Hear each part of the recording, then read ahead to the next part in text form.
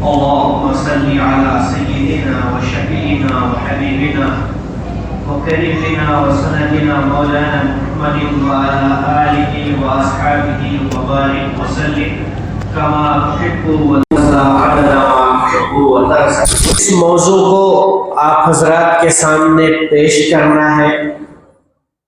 اللہ تبارک و تعالی اپنے کلام پاک میں ارشاد فرماتے ہیں انہم فتیۃ آمنوا بربہم وزدناہم ھدا.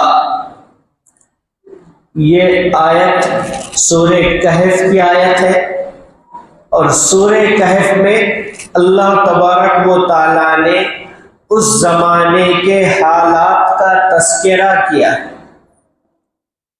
اور آتا ہے حدیث پاک میں کہ جو شخص جمعہ کے روز سورہ کہف کی تلاوت کرے گا وہ دجال کے فتنے سے محفوظ رہے گا. آخر کیا وجہ ہے؟ سورہ کہف کی صرف تلاوت کرنے پر اللہ دجال کے فتنے سے انسان کو محفوظ کر رہے ہیں.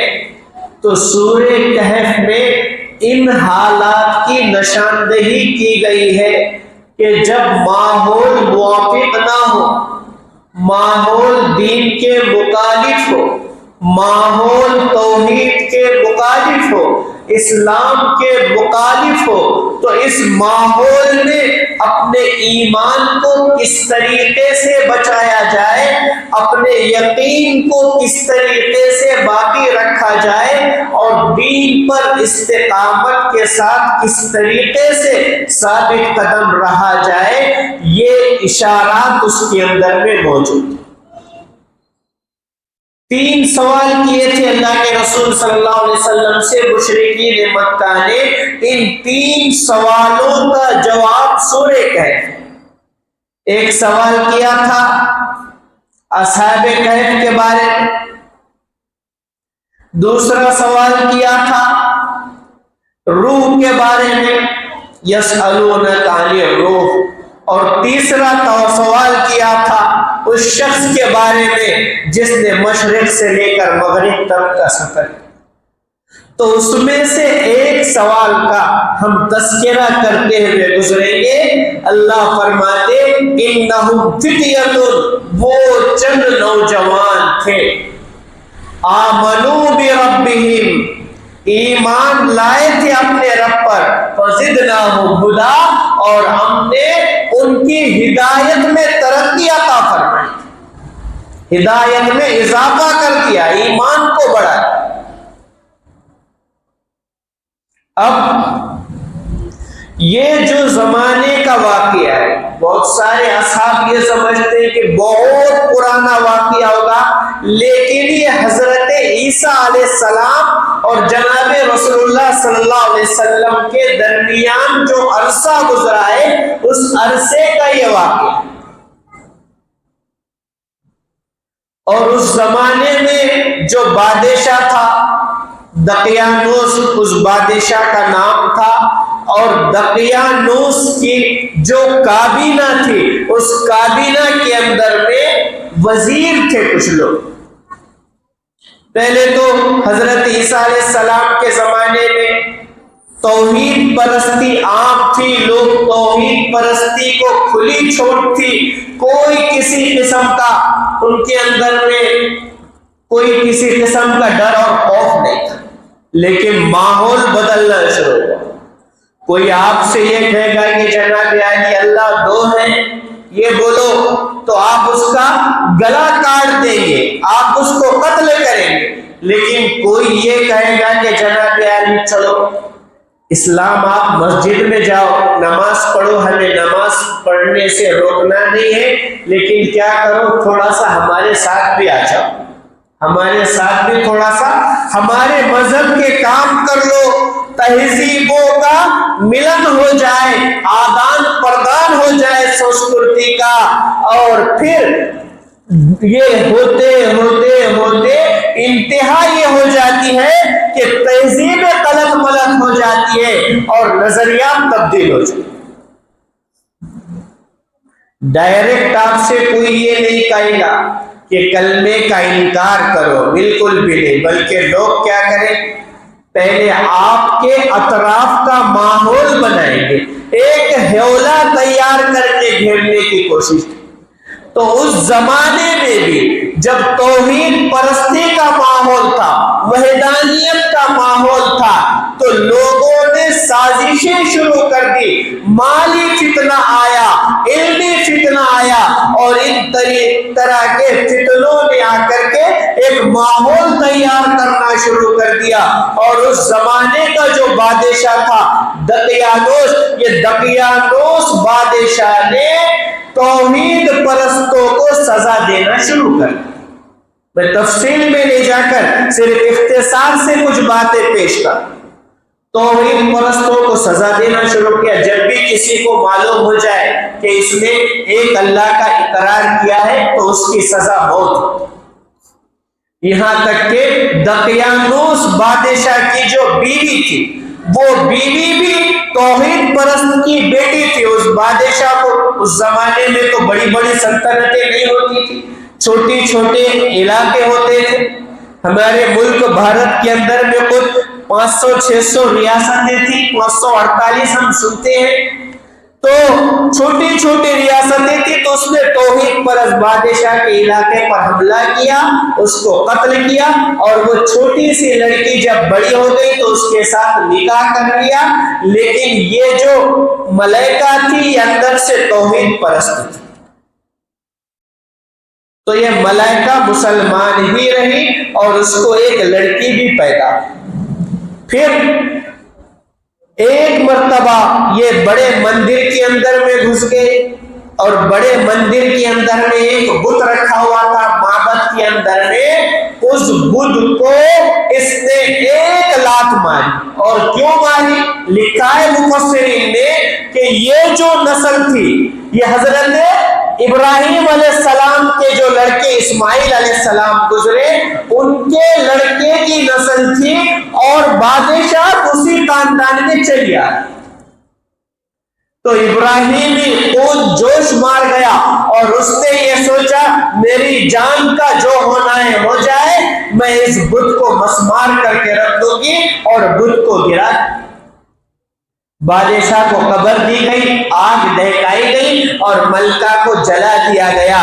چھوٹی سی معصوم بچی نے دیکھا کہ میری ماں توحید کے لیے جل گئی ہے، تو اس کا بھی ایمان اللہ پر اور مضبوط اور مستحکم ہو گئی۔ تو اس کی کابینہ کے اندر میں جو وزیر تھے، ان کے جو نام ہیں، 2 نام تو سارے لوگوں نے لکھے، اور بہت سارے جو نام ہیں وہ تلفظ بدل جاتا ہے، پروننسیشن بدل جاتا ہے۔ ایک لمبا سفر کر کے جب کسی کا نام آتا ہے تو وہ پروننسیشن تبدیل ہو جاتا ہے۔ جیسے مشائخ، چند دن پہلے ایک صاحب آئے، میں نے نام پوچھا کیا ہے، تو کہنے لگے مشاق۔ میں نے کہا بھئی مشاق تو نام نہیں ہوگا، کیا ہے؟ نہیں بولے مشاق ہی ہے۔ جب پھر تفصیل طلب کی تو پتا چلا مشائخ ان کا نام۔ تو یہ نام تبدیل ہونا شروع ہے، لیکن 2 نام جو ہیں وہ ہر ایک مفسر نے اور مورخ نے لکھے، ایک ہے یملی کا اور دوسرے ہے مکسلمی۔ تو یہ جو مکسل مینا تھے، مکسل مینا ایک وزیر تھے، اور بادشاہ دقیانوس نے اپنی لڑکی مکسل مینا سے نکاح کر دیا، اپنی لڑکی کا، جو اندرونی طور پر مسلمان تھی۔ اب یہ بات جو میں کر رہا ہوں تھوڑا سا توجہ سے سننے کی ضرورت ہے۔ اب ان لوگوں نے کیا کیا؟ حکومت کے ساتھ کابینہ میں، منتری منڈل، شارٹ کٹ میں منتری منڈل میں شامل ہو کر کے توحید پرست لوگوں کی مدد کرنا شروع کی، کہ ساتھ تو بادشاہ کے رہتے تھے لیکن موحدین کی مدد کرتے تھے، اس زمانے کے جو مسلمان تھے ان کی پریشانیوں کو دور کرنے کی کوشش کرتے، اور جب کسی کی سزا کا حکم نافذ ہو جاتا تو وہ اس کو بچانے کی کوشش کرتے۔ تو یہ اپنی مدد کرتے رہے، جب نکاح ہو گیا، اس لڑکی کا نام ہیلن تھا، ہیلن کے ساتھ جب نکاح ہوا مقصد مینا کا، تو عورتوں میں بھی انہوں نے دعوت کا کام کیا، توحید کا کام کیا، گروہ بڑھنے لگا۔ بادشاہ کے پاس خبر آنے لگی کہ آپ کی کابینہ کے منتری منڈل کے کچھ لوگ موحد ہیں اور وہ لوگوں کی مدد کرتے ہیں۔ اب بہت تفصیلی واقعہ ہے، یہاں تک کہ بادشاہ کو پتا چل گیا۔ اب یہ 5-6 لوگ تھے موحد توحید پرست جو لوگ تھے، لیکن ان کو بھی ایک دوسرے کا اندازہ نہیں تھا، وہ اپنے لیول پر کام کرتے، وہ اپنے لیول پر کام کرتے، اور یہ چھپ کر خفیہ طریقے سے کام کرتے۔ بادشاہ نے مقصد مینا کو حاضر کیا اور کہا، مقصد مینا،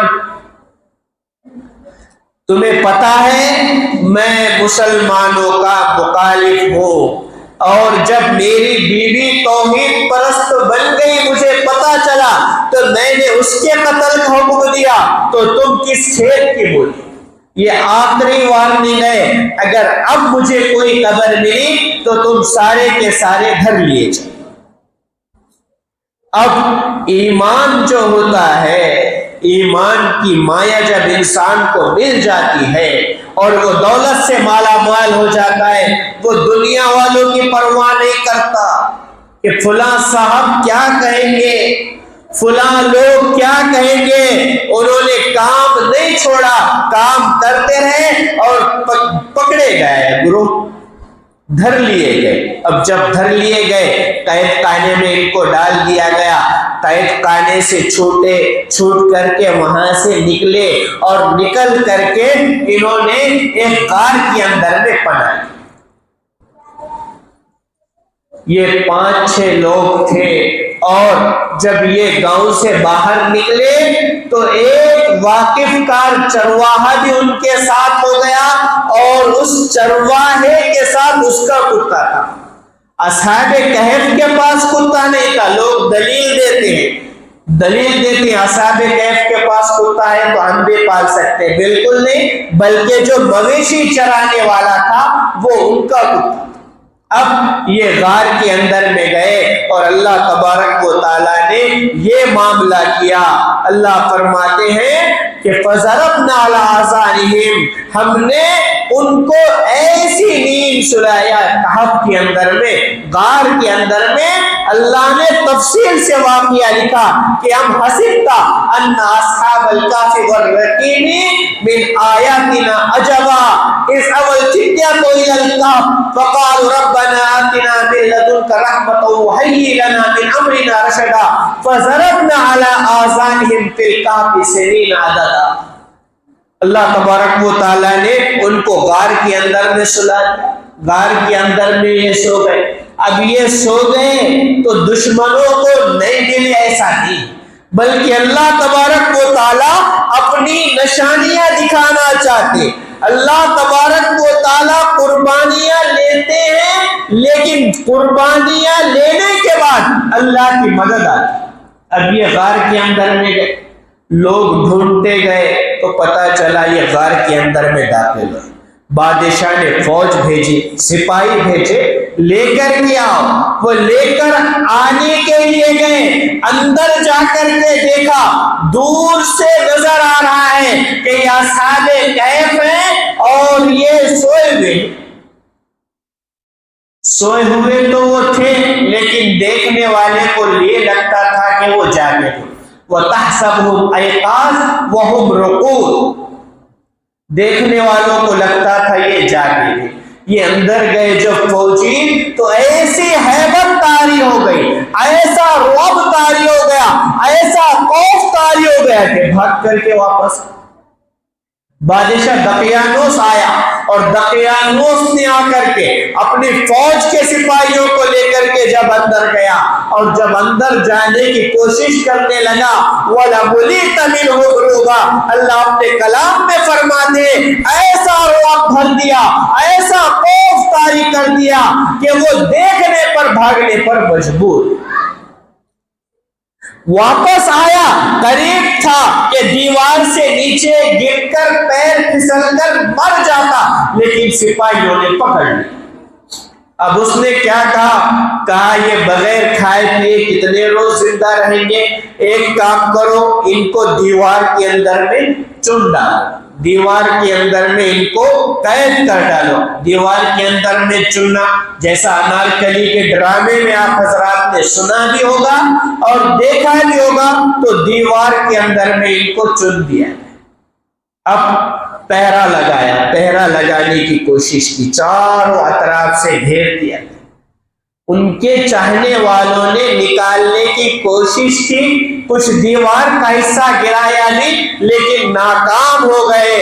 اور اس بھروسے پر کہ اب ان سے ملاقات ہوگی یا نہیں ہوگی، 3-4 دن کے بعد شاید ان کی روحیں پرواز ہو گئی ہیں، کم از کم اب ان کی ہڈیوں کو وہ دفن کرنے والے بنے، کوششیں کی، ناکام۔ حضرت ابراہیم علیہ السلام نے، حضرت اسماعیل علیہ السلام نے دعا کی تھی کہ اے رب ہمارے، ہم کو ایسی امت عطا کر، ہمیں ایسی نسل عطا کر، ایسی اولاد عطا کر کہ ہمارے خاندان میں ہمیشہ کوئی نہ کوئی توحید پرست باقی۔ تو توحید پرستوں کو باقی رکھنا۔ اب کئی دن تک وہاں پر پہرا رہا، لوگوں میں بات مشہور ہوئی کہ بادشاہ دقیانوس کی ان لوگوں نے نہیں سنی، تو یہ دیوار کے اندر میں چن دیے گئے اور اب یہ ختم ہو، پہرا بدستور باقی رہا۔ یہاں تک کہ جو ہیلن تھی مکسلمینا کی بیوی، ان کا بھی انتقال ہو گیا، تو انہوں نے اپنے بیٹوں سے وصیت کی کہ میرے بیٹوں، میرا انتقال ہو جائے تو جو کہف کا غار ہے، اس غار کے قریب جو پہاڑی ہے، اس کی ڈھلان کے اندر میں مجھے دفن کرنا۔ یہ علاقہ جو ہے اردن کا علاقہ کہلاتا ہے، جس کو جارڈن کہتے ہیں آج کل، اردن کے علاقے کا یہ واقعہ ہے، صادق دفن کر دیا گیا۔ اب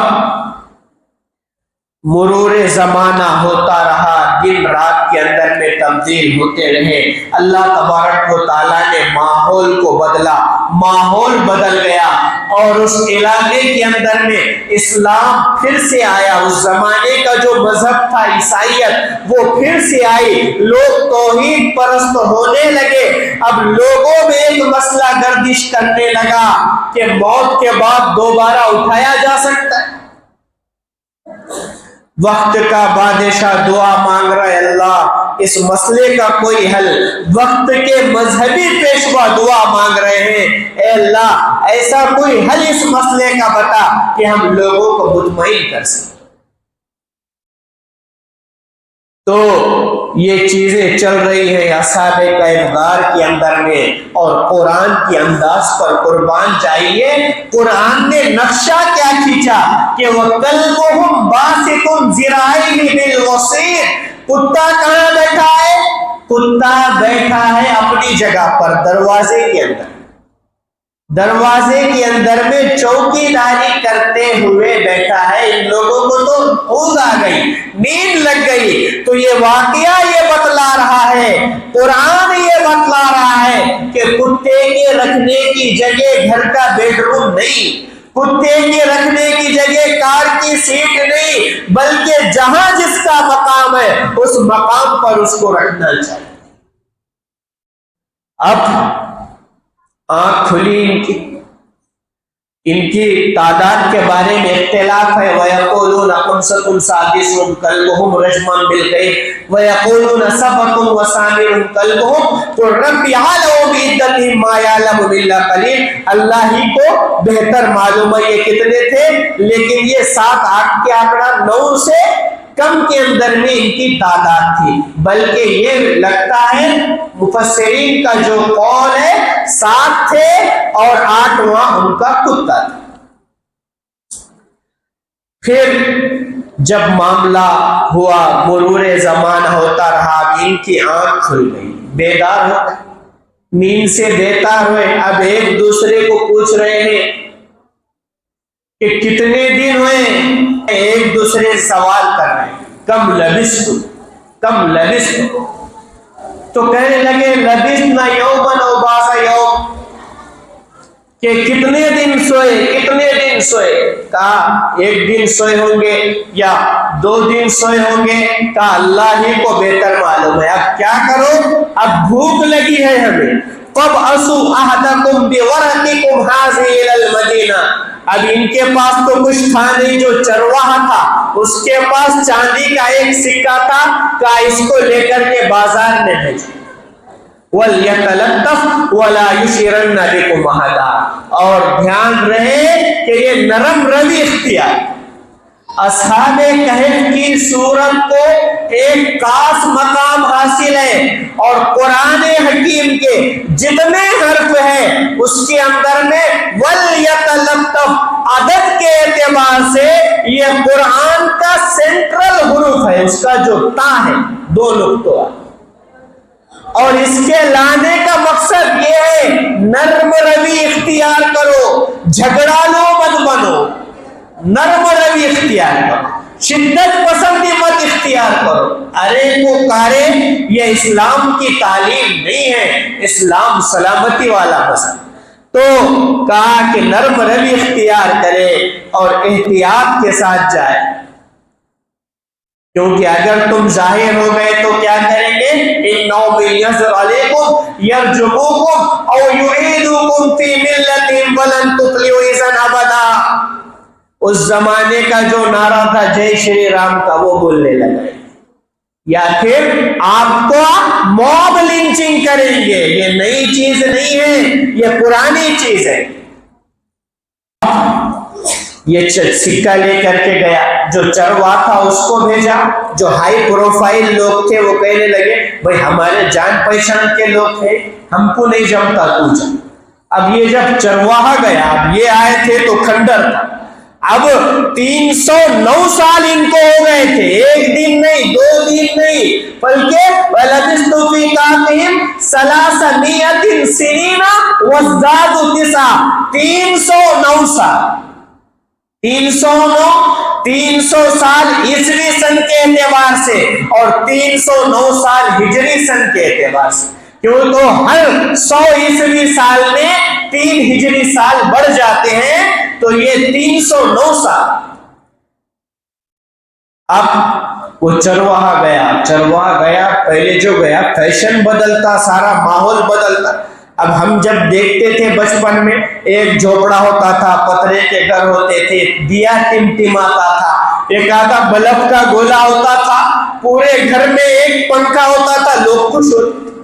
آج تو کمکمے ہیں، رونقیں ہیں، الگ الگ قسم کی چیزیں ہیں. تو اب وہ جب باہر نکلا چروا آدمی، وہ تھوڑی دور گیا، کہا یہاں تو سبزہ نہیں تھا، سبزہ کہاں سے آیا؟ اب وہ 2-4 دن کا تصور لے کر کے باہر نکلا، کہا یہاں تو عمارتیں نہیں تھی، یہ عمارتیں کہاں سے آئی؟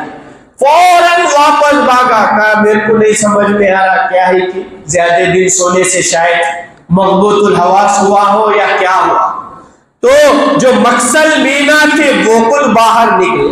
اب جب یہ قریب جا رہے ہیں شہر کے قریب دیکھا، پھاٹک کا الگ منظر، عمارتوں کا الگ منظر، بازار کا الگ منظر. اب یہ چاندی کا سکہ لے کر کے کھانے کی چیزیں خرید رہے ہیں.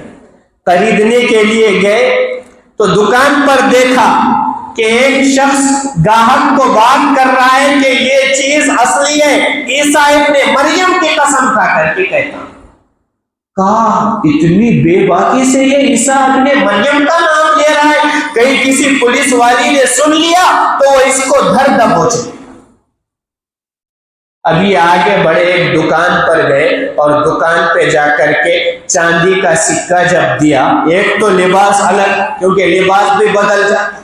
آج سے 60-70 سال پہلے ہم دیکھتے جو ہمارے بزرگ پہنتے وہ اس زمانے کے ہیرو کا لباس تھا. جو قمیص پہنتے نا، وہ زمانے کے پرانے ہیرو جنا کیپ بھی پہنتے تھے، ٹوپی پہنتے تھے، اس زمانے کا فیشن تھا. پھر بیل باٹم آیا، پھر بیگی آیا، پھر نیرو آیا، پھر جینس آیا، اور اب تو ہمارا نوجوان چڈی پہن کر کے مارکیٹ میں گھوم رہے ہیں. چھوٹی سی پینٹ، چھوٹی سی چڈی، سطر دکھا ہے، برموڑے سے بھی چھوٹا سطر دکھا رہے ہیں، اور وہ فیشن بن گیا. حرام ہے اس کا دیکھنا بھی اور دکھانا بھی۔ تو فیشن تبدیل ہو گیا، لوگ ان کے لباس کو غور سے دیکھ رہے ہیں۔ انہوں نے چاندی کا سکہ نکالا اور کہا کہ بھئی یہ کھانے کی چیزیں فلاں چیزیں ہم کو۔ وہ دکاندار نے چاندی کا سکہ لیا اور سکہ لے کر کے ان کے چہرے کو غور سے دیکھنے لگا اور کہا کہ یہ کیا لے کر کے آئے ہو؟ کہا بھئی یہ چاندی کا سکہ ہے۔ کہا کہاں کا سکہ ہے؟ کہا اسی علاقے کا سکہ ہے، بادشاہ دقیانوس کا سکہ ہے، چند دن پہلے تو ہم لوگ یہاں سے گئے۔ کہا اچھا، لگتا ہے تمہارے ہاتھ کوئی خزانہ لگ گیا ہے پرانا، اور بحث کرنے لگا۔ کہا کہ سچ سچ بتا دو خزانہ کہاں ہے ورنہ پولیس کو بلاؤ۔ اب جب پولیس کو آواز دی تو لوگ جمع ہو گئے اور پولیس نے ان کو دھر دبوچا۔ اب یہ حضرت مقسل مینا کہہ رہے ہیں کہ لوگوں پولیس سے، میں مقسل مینا ہوں اور بادشاہ دقیانوس کا وزیر تھا اور ہم کلید ہو گئے تھے۔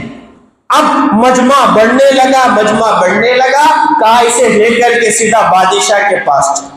اور اس زمانے کے جو بادشاہ ہوتے تھے یہ مشہور واقعہ ہوا تھا، اس لیے بادشاہ دقیانوس نے غار کے قریب بھی کتبہ لگایا تھا کہ سزا کے اندر میں ان کو دیوار میں چن دیا گیا ہے، اور شاہی خزانے میں بھی اس زمانے کے واقعات قلم بند کرنے کے لیے لوگ موجود ہوتے تھے، شاہی خزانے میں رکھا جاتا اور لوگوں نے اس واقعے کو سن رکھا تھا۔ یہاں تک کہ ان کے خاندان کے جو لوگ تھے، مقسل مینا کے خاندان کے توحید پرست، ان کی بڑی عزت اور تعظیم کرتے تھے کہ ان کے باپ داداؤں نے قربانی کی۔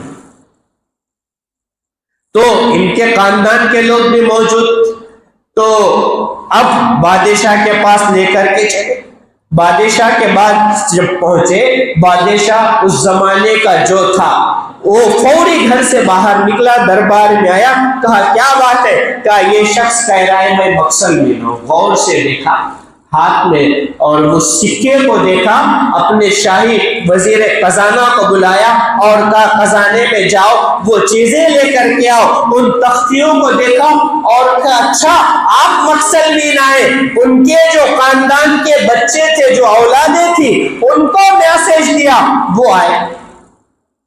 تو ان کی جو بیوی تھی مقسل مینا کی ہیلن، اسی طریقے کی، اسی کی شکل میں ہو بہو ملتی جو تھی، ان کے پوتے کی پوتی تھی، 309 سال، چوتھی پیڑھی، سکڑ پوتی جس کو کہا جاتا۔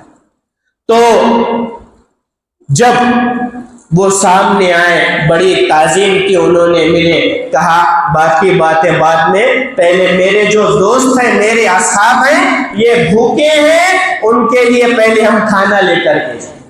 اب یہ جب کھانا لے کر کے گئے تو کھانا لے جانے کے لیے سپاہی پہلے گئے تو یہ تھوڑا سا چونک گئے کہ کہیں ہم دھر لیے، یعنی ان کو نہیں معلوم کیا ہوا۔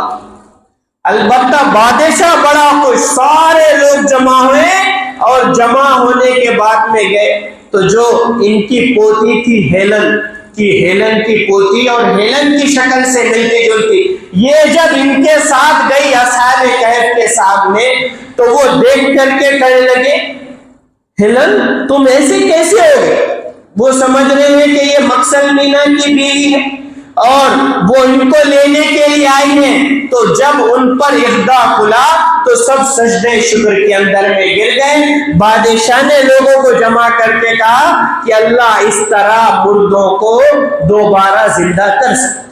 اب لوگ جمع ہو گئے اور آپس میں بات چیت ہونے لگی کہ اب ہم روئے زمین پر سب سے افضل لوگ ہیں کیونکہ اصحاب کہف ہمارے ساتھ ہیں، اور ہمارے علاقے میں اب دنیا بھر کے لوگ سفر کر کے یہاں آئیں گے، ہمارا پایا تخت پوری دنیا کا پایا تخت ہوگا، ہمارے مال بڑھیں گے، تجارت بڑھے گی، ہماری حکومت بڑھے گی، مذہبی طور سے ہماری کمائی بڑھ جائے۔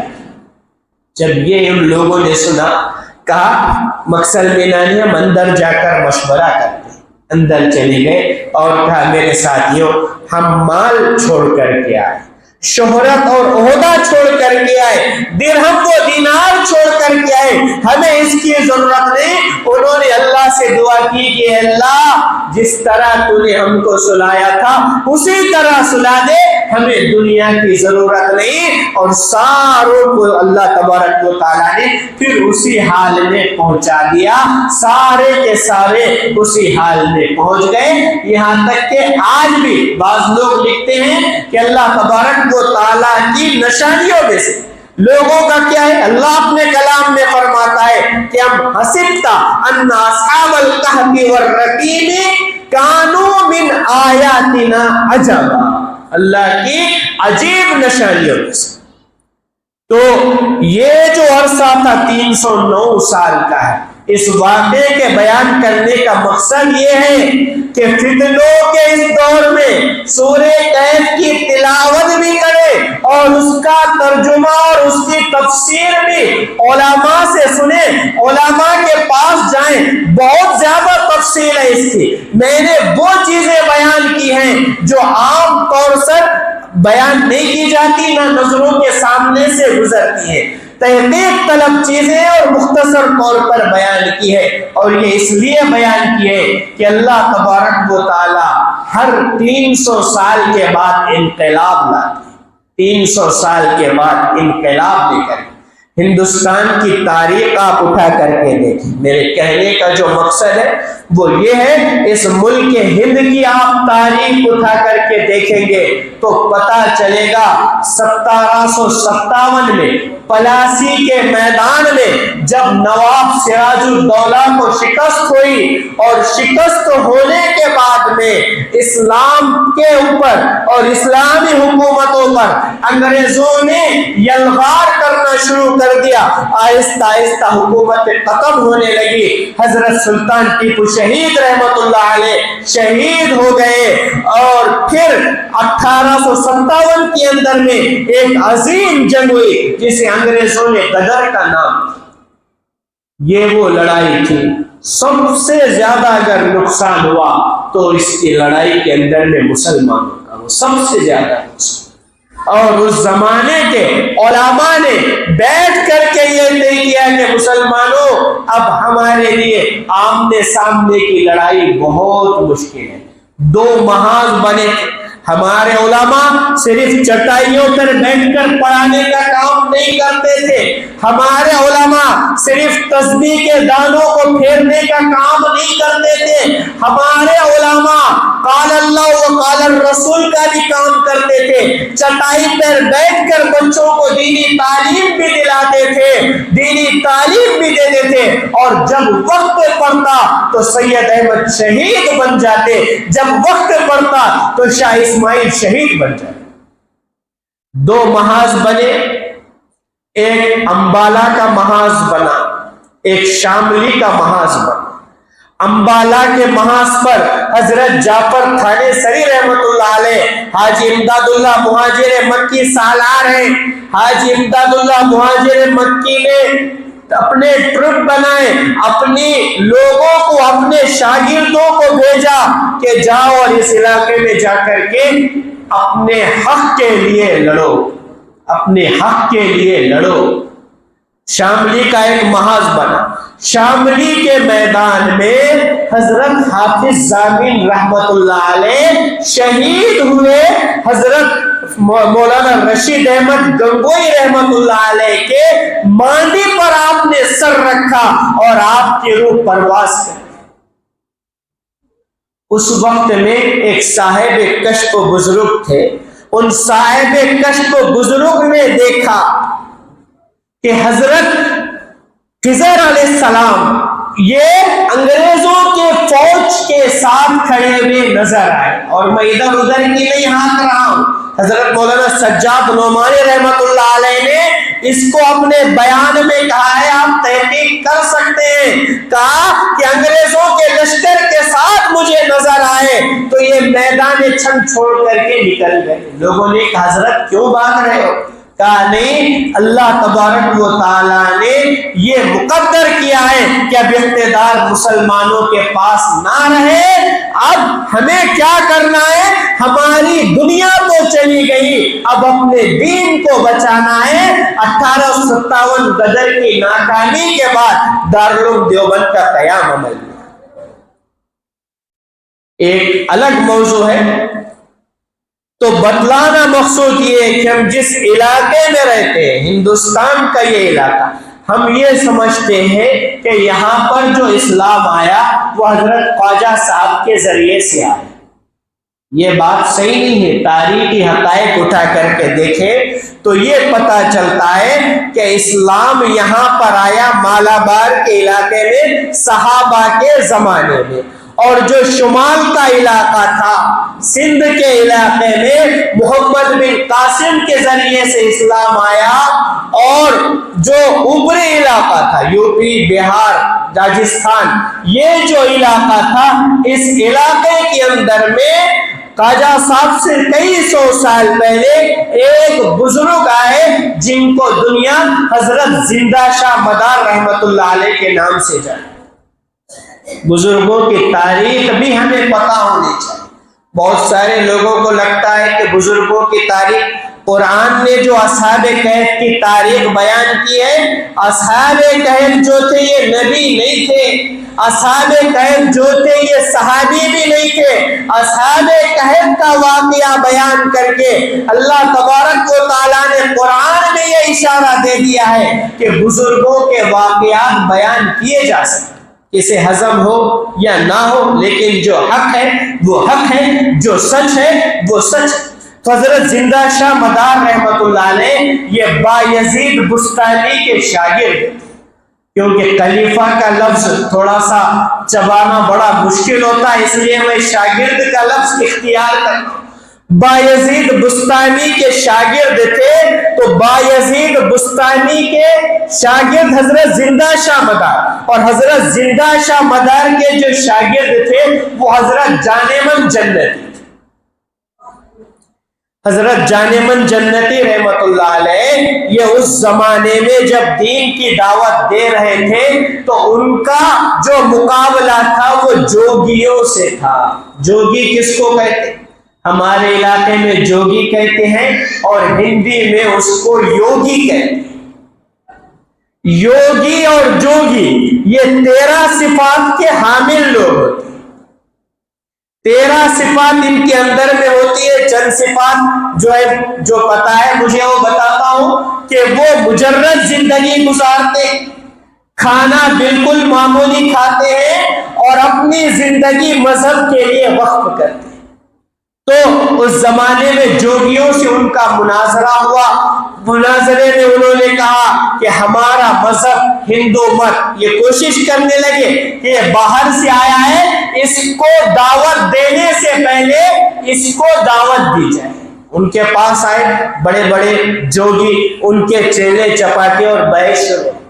کہا ہمارا جو مذہب ہے ہندو مذہب یہ شانتی کا مذہب۔ حضرت جانمن جنتی نے کہا بھئی آپ کا مذہب شانتی کا مذہب ہوگا، میرا مذہب اسلام ہے، اور اسلام کے معنی ہی شانتی، سلامتی والا مذہب ہے اسلام۔ اسلام سلامتی والا دین ہے، اور اسلام کے اندر میں آدمی آنے سے محفوظ ہو جاتا ہے۔ انہوں نے پھر دوسرا سوال کیا، کہا کہ ہمارا جو پرمیشور ہے وہ ایسا ہے کہ وہ دیاوان ہے، کہ ہمارا جو اللہ ہے اس کا جو نام ہے، اور ہماری جو قرآن شروع ہوتی ہے وہی دیا سے شروع ہوتی ہے، وہی کرپا سے شروع ہوتی ہے۔ وہ کہتا ہے الرحمن الرحیم، رحم کرنے والا ہے زمینوں میں بھی اور آسمان۔ وہ کہنے لگے کہ ہمارا مذہب صاف ستھرا رہنے کا حکم دیتا ہے، ہم لوگ بڑے پاک ہیں، شادی نہیں کرتے، نکاح نہیں کرتے، یہ نہیں کرتے۔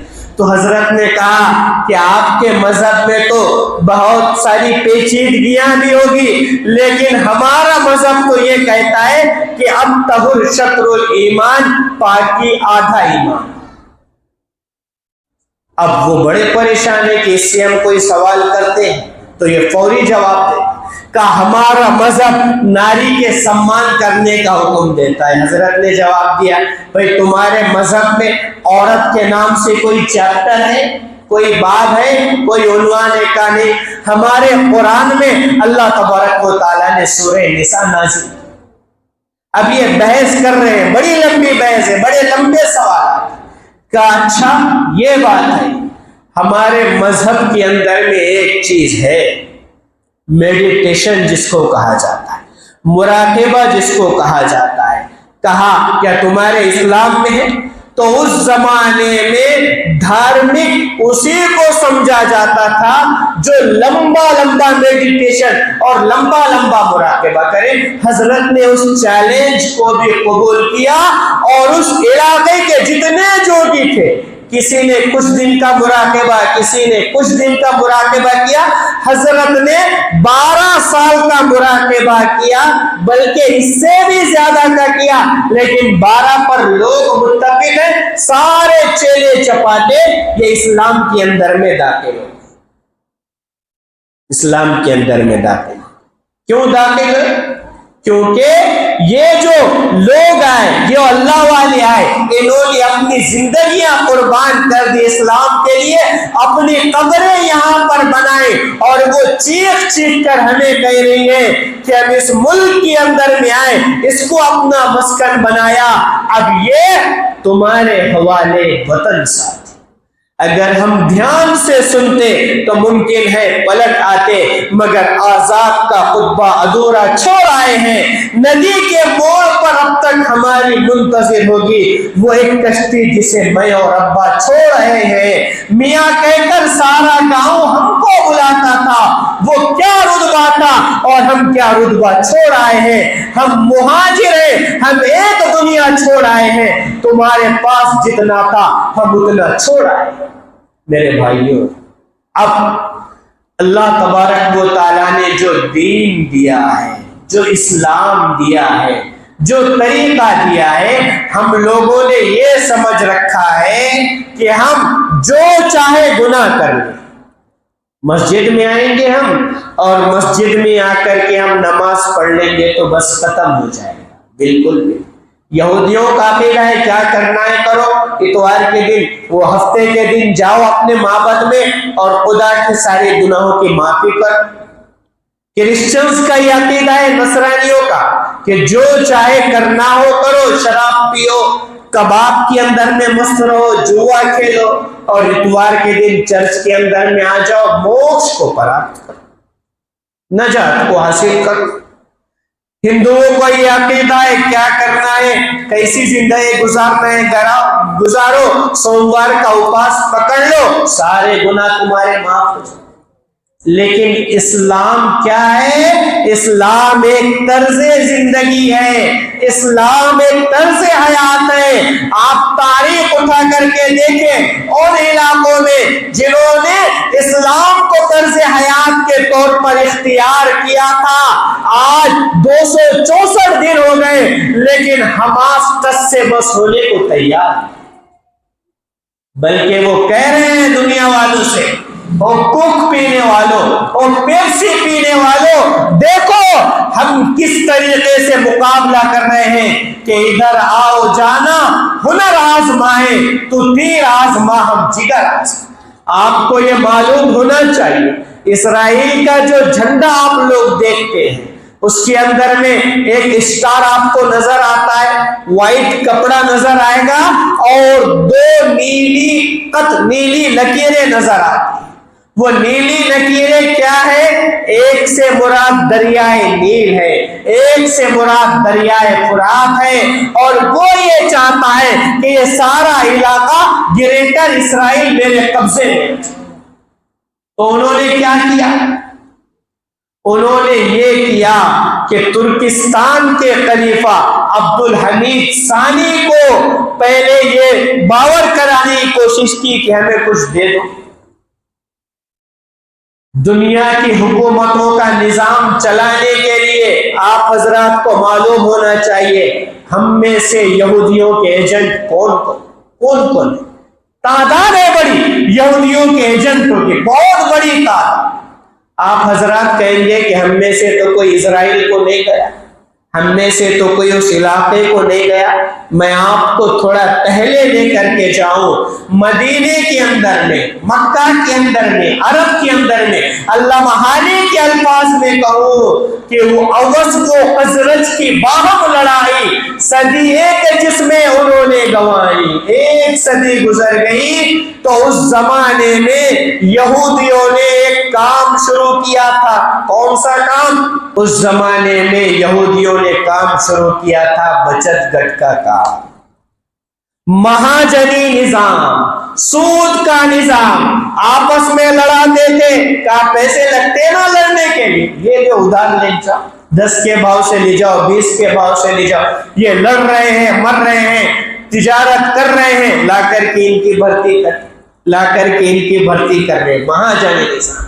یہودیوں کا وطن خیبر تھا، آج بھی انہیں خیبر یاد ہے، لیکن مسلمان خیبر کو بھول گئے، جبکہ شاعر مشرق چیخ چیخ کر کہتا رہا کہ تو ہی کہہ دے کہ اکھاڑا در خیبر کس نے، شہر قیصر کا جو تھا اس کو کیا سر کس نے، توڑے مخلوق خداوندوں کے پیکر کس نے، کاٹ کے رکھ دیے کفار کے لشکر کس نے ٹھنڈا کیا آتش قدح ہیرا کو، کس نے پھر زندہ کیا تذکرہ یزداں کو، کون سی قوم فقط تیری طلبگار ہوئی اور تیرے لیے رحمت برسر پیکار ہوئی، کس کی شمشیر جہانگیر جہاندار ہوئی، کس کی تکبیر سے دنیا تیری بیدار ہوئی، کس کی حیبت سے صنم سہمے ہوئے رہتے تھے، منہ کے بل گر کے ہو اللہ احد کہتے تھے، آ گیا عین لڑائی میں اگر وقت نماز، قبلہ رخوں کی زمین بوس ہوئی قوم حجاز، ایک ہی صف میں کھڑے ہو گئے محمود و ایاز، نہ کوئی بندہ رہا اور نہ کوئی بندہ نواز،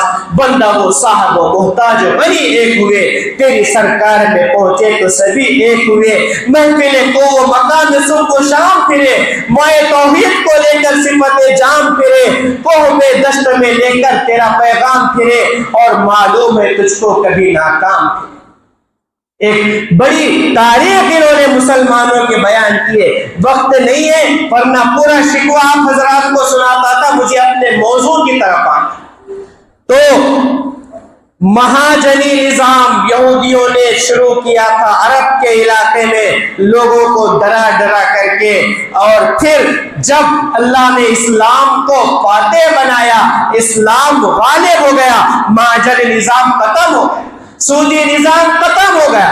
اللہ نے قرآن میں فرمایا، یہودیوں کے ایجنٹ کان کھول کر کے سن لیں، یمحق اللہ الربا ویربی الصدقات، اللہ موت مارتا ہے سود اور صدقات کو فروغ، واللہ لا یحب کل کفار عصیم، گناہ گاروں کو اللہ تبارک و تعالیٰ پسند نہیں کرتا، نفرت کرتا ہے، نفرت۔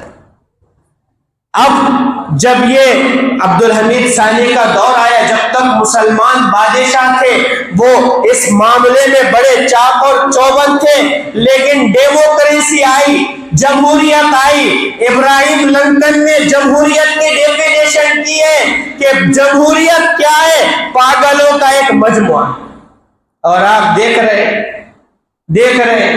کبھی گھڑی میں ٹائم دیکھ رہے کہ کبھی پیپانے بجا رہے تو کبھی تتالی ہاتھ میں لے رہے، کبھی انہیں ادھر کبھی انہیں ادھر، کس کا خود سچا نہیں ہے؟ کیونکہ جمہوریت کی تعریف، جو جمہوریت کی جنی جس کو کہا جاتا ہے، جس علاقے کو بانی کہا جاتا ہے، اس علاقے کے لوگوں کا یہ ہے آمیریت کم سے کم خلافت کے قریب ہے، ایک ہاتھی کاروبار اس کے اندر میں ہوتا۔ اب ہماری بھی مجبوری ہے، کیا کرے، ہم بھی لوک شاہی واجوا آندولن کر کر کے پریشان ہے کہ کسی طریقے سے امت یکجا ہو۔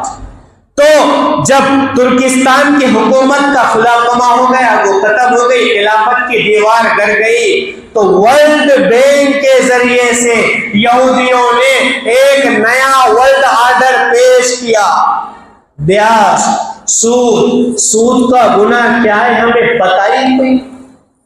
سود کا گناہ، ادنا گناہ یہ ہے، ایک پیسہ کسی نے سود کا کھایا، گویا ایسا ہے 36 مرتبہ اپنی ماں کے ساتھ زنا کرنا، دونوں گناہ میں برابر۔ آج سود فیشن بن گیا، بلکہ اسٹائل کے اندر میں سود، سوکاری، نمونے نمونے کی سوکاری۔ بینکنگ کا جو نظام ہے، سودی بینک کاری کا جو نظام ہے، یہ یہودیوں کا ہے، اور اس کا کام کرنے والے کون ہیں؟ پرائیویٹ ساہوکار، کس کے ایجنٹ ہیں؟ کل قیامت کے دن جب نیک تاجر کا حساب صدیقین اور شہداء کے ساتھ ہوگا، تو سود خور اور بیاض بٹے کا کھانے والے کا حساب کس کے ساتھ ہوگا؟ فلسطینیوں کا قتل عام کرنے والا۔ آج فلسطین ہم چیختے ہیں، چلاتے ہیں، لیکن ہمارے گھروں کے اندر میں صرف ٹوتھ پیک مسلنے سے نہیں جمے گا، پیپسی کوک کا بائیکاٹ کرنے سے نہیں چلے گا، بلکہ راجا کی جان طوطے میں، پہلے ہوتا تھا ڈراموں میں، سنتے ہوں گے آپ، راجا کی جان طوطے میں، اور طوطا کہاں ہے؟ تو پنجرے۔ یہودیوں کی جو جان ہے، آدمی کو مستی کب آتی؟ جب پیسہ اس کے پاس آتا نا، وائٹ ڈریس آئے گا، اس کو اسٹارچ کرے گا، بڑی کار آئے گی، بیان آئے گی، پورے ہاتھوں میں سونے کی انگوٹھی آئیں گی، ایک گھڑی آئے گی، ایک دم اسٹائل۔ ارے آج یہی چاہتا، اور وہ اسٹائل میں آ کر کے پھر کیا کرے گا؟ حرام طریقے سے مال کو کمانے کی کوشش کرے گا، اور لوگوں کا خون چوسنے کی کوشش کرے گا۔ اور یہ جو نظام ہے، یہودیوں کا نظام ہے، یہ یہودیوں نے وہاں چلایا، اور ان کا جن لوگوں کے ساتھ ڈی این اے میچ ہوتا تھا مہاجنوں نے، وہ ہمارے علاقوں میں چلایا۔ مہاجن نظام، سود کا دھندا کس کا ہے؟ اب تو ہمارے لوگ اس کے اندر میں زیادہ مبتلا ہو گئے، یہاں تک کہ مسلمان عورتیں، میں شہر کی بات کر رہا ہوں، ہمارے شہر کی، شہر کے اندر میں 10 سے 12 ایسی مسلم خواتین ہیں جو سوکاری کر دی بڑے پیمانے، لڑکوں کا تو چھوڑیے، نوجوانوں کا تو چھوڑیے، پرانوں کا تو چھوڑیے۔ پہلے تو صرف چائے اور ناشتے کی سوکاری تھی، اور آپ تو کہیں کی سوکاری، منٹ کے حساب سے، گھنٹے کے حساب سے سوکاری۔ آج اگر 10 دیے تو کل 12 لینا۔ یہ جو نظام ہے، اس نظام نے ہمارے معاشرے کو تباہ کر کے رکھ دیا، برباد کر کے رکھ دیا، اور یہ کس لیے لگ رہا؟ ضرورت پوری کرنے کے لیے نہیں، خواہشات کی تکمیل کے لیے۔ ہر آدمی یہ چاہتا ہے کہ میں کم وقت میں لکھپتی بن جاؤں، امیر بن جاؤں۔ اب اس کے لیے آسان ہدف کیا؟ ایک زمانے میں وہ پتوں کا ڈاؤ ہوتا تھا، پتے کھیلنے والے کو معاشرے کے اندر میں بہت بڑا معیوب سمجھا جاتا تھا، لوگ ان کے گھروں کے قریب نہیں بیٹھتے۔ پھر زمانہ ترقی کرنے لگا تو پھر وہ چاٹ آیا کہ چاٹ کے اندر میں سے کوئی چیز نکالیں گے، اس پہ پیسے لگائے تو اس کو ڈبل ٹیبل دیں۔ پھر زمانہ نکلا، اس کے اندر میں تبدیلی ہوتی گئی، اور یہاں تک کہ آج ترقی کرتے کرتے یہ زمانہ آیا، یہ دور آیا کہ ہر ایک کے ہاتھ میں مشین، ہر ایک کیا، فلمی ایکٹر کیا، وہ کرکٹر کیا، سیاست دان کیا، سارے لوگوں کو اس کی لت لگتی۔ لیکن اسلام اس کی اجازت نہیں دیتا۔ ہاں، جن لوگوں کی سنسکرتی ہے، جن لوگوں کی تہذیب ہے کہ وہ اپنے خاندان کی عورت کو جوئے میں ہار سکتے ہیں، ان لوگوں پر ہم احکام لاگو نہیں کر سکتے، لیکن ہم اپنے آپ پر احکام لاگو کر سکتے۔ مہابھارت کی تاریخ اٹھا کر کے دیکھیں آپ، اسلام اس کی اجازت نہیں دیتا۔ میرے بھائیوں، آج ہمارے محلوں میں، ہمارے گھروں میں جب بیماری آتی ہے، آج ہم لوگ یہ سمجھتے ایک جسم کی بیماری ہے، ایک روح کی بیماری۔ اب جب جسم بیمار ہوتا ہے تو لوگ کیا کہتے؟ اب شوگر والا کیا کہتا؟ مول صاحب شوگر کا تو ہے، باقی دوسرا کچھ نہیں۔ دوسرا جس کو تھائرائڈ رہتا وہ بولتا تھائرائڈ تو ہے، دوسرا کچھ نہیں ہے، میرے کو کیا کرنا۔ لیکن یہ بیماریاں انسان کے جسم کو کھا جاتی، معاشرے کو کھا جاتی۔ آج ہم یہ سمجھتے، آج جو بنگو والے ہیں، بنگو کھیلنے والے ہیں، وہ کیا بول صاحب میرے کو پینے کھانے کا شوق نہیں، کبھی کبھی میں یہ کھیلتے رہتا ہوں، دوسرا کچھ بھی نہیں ہے، یہ بیمار ہو۔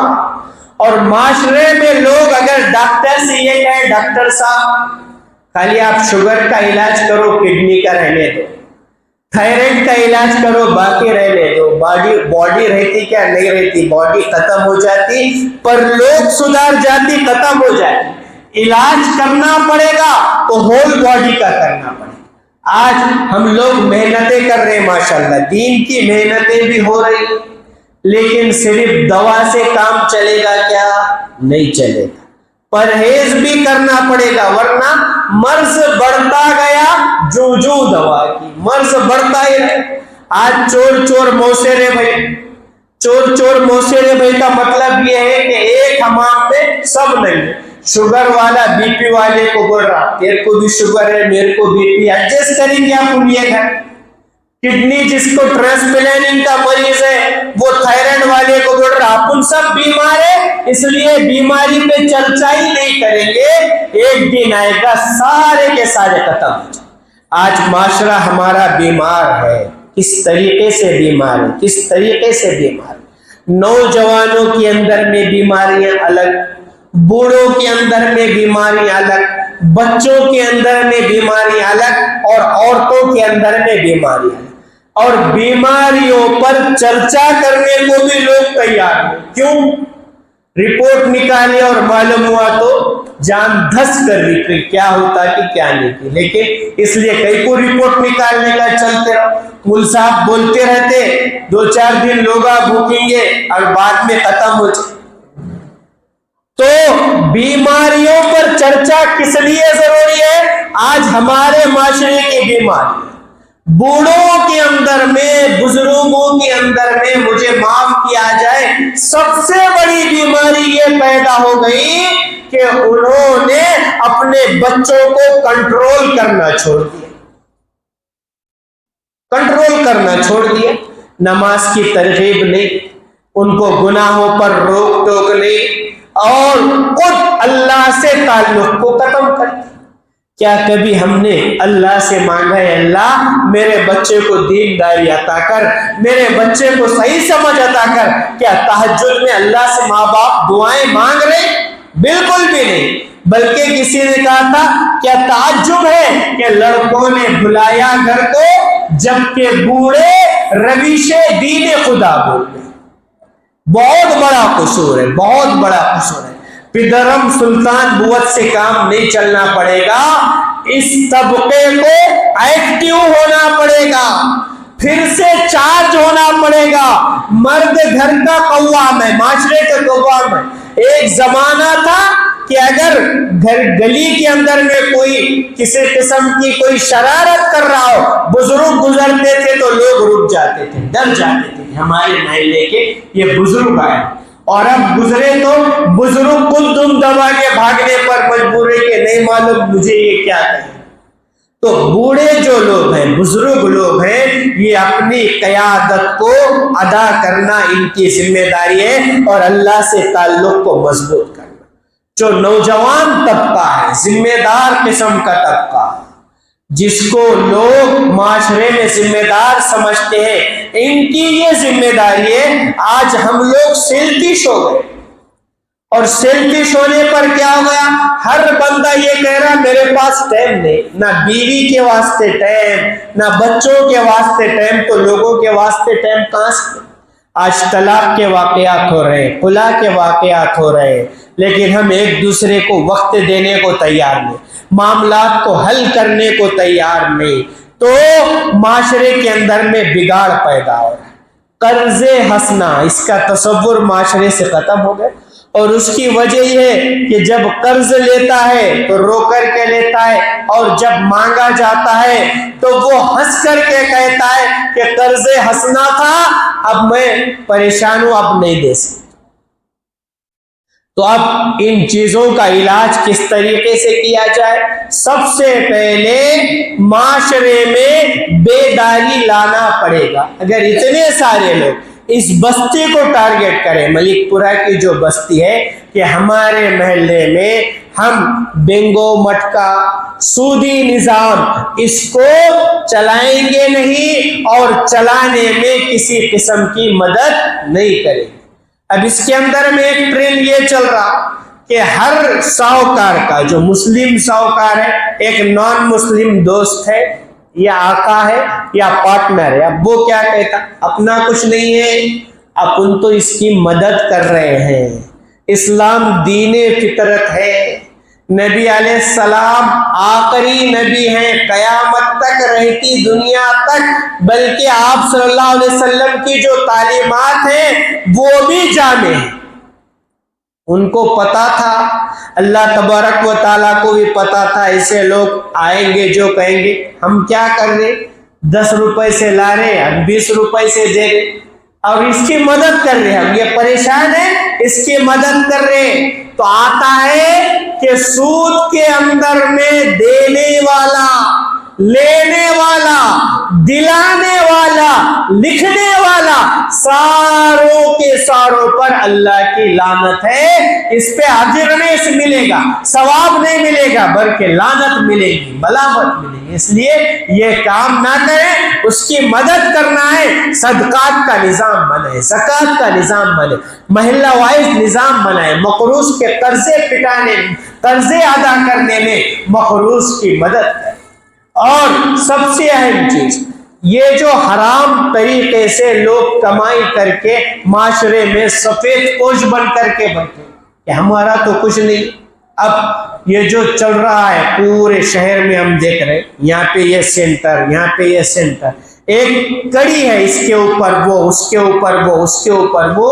یہ سازش ہے یہودیوں کی، یہ سازش ہے RSS کی کہ مسلمانوں کو کیا کرو، حرام جب کھلائیں گے، بھیسڑ مال جب گاڑی کے اندر میں جائے گا، پیٹرول گاڑی کے اندر میں بھیسڑ جائے گا، گاڑی ایوریج نہیں دیں گی. تو آج ہماری نسلوں میں ایوریج ختم ہو گیا، ہماری کوکیں بانج ہو گئی. حماس کی تاریخ اٹھا کر کے دیکھیں کہ ان کی کوکیں بانج نہیں ہیں. اور آج ہمیں کیا ہوگا، حرام کھائے گا انسان تو وہ بزدل ہو جائے. آج کئی پھٹکڑا بھی کس نے بجایا کہ ارے باپ رے گھبراہٹ ہوئی، ایڈمٹ کرو دوا کھانے میں، تو کچھ تو بھی اوپری اثر ہوا کیا ہے کہ دیکھو کیا ہے آنکھ میں آ رہا کیا ہے کہ اس کے کچھ تو بھی ہوا، کیا گھبراہٹ ہو، کچھ ہو گیا تو گھبراہٹ ہونا. جبکہ یہ وہ قوم ہے کہ جس کے بارے میں کسی کہنے والے نے کہا ہے کہ تجھ سے سرکش ہوا کوئی تو بگڑ جاتے تھے، دیکھ کیا چیز ہے ہم توپ سے لڑ جاتے تھے. یہ وہ قوم ہے. لیکن آج کیا ہو گیا، دین وہی، قرآن وہی، اللہ وہی، نبی علیہ السلام کا پیغام وہی، مسلمان وہی، لیکن کیا ہو گیا، اقبال، تیری قوم کا اقبال کھو گیا. ماضی تو بڑا اچھا تھا پر حال کھو گیا کہ ہم نے دین کو مسجد تک محدود رکھا اور دنیا داری میں دین کو نظر انداز کر. کس طریقے کا ساہوکاری نظام، اسلام میں اس کی اجازت نہیں ہے.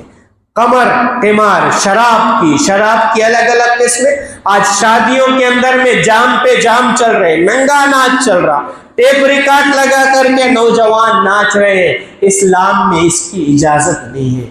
اور یہ جو چیز ہوگی یہ بیانوں سے دور نہیں ہوگی، بلکہ یہ کام کرنا پڑے گا. کس کو کرنا پڑے گا؟ یہ جو قوم ہے یہ ایسی قوم نہیں جیسا موسیٰ علیہ السلام سے ان کے ماننے والوں نے کہا تھا، اذهب انت وربک انہا ہنا قاعدون، جاؤ موسیٰ تم لڑو، تمہارا رب لڑے، ہم یہاں پر بیٹھے. اور جب ملیدہ کھانے کا وقت آئے گا تو ہم آئیں گے نا، کیوں نہیں آئیں گے.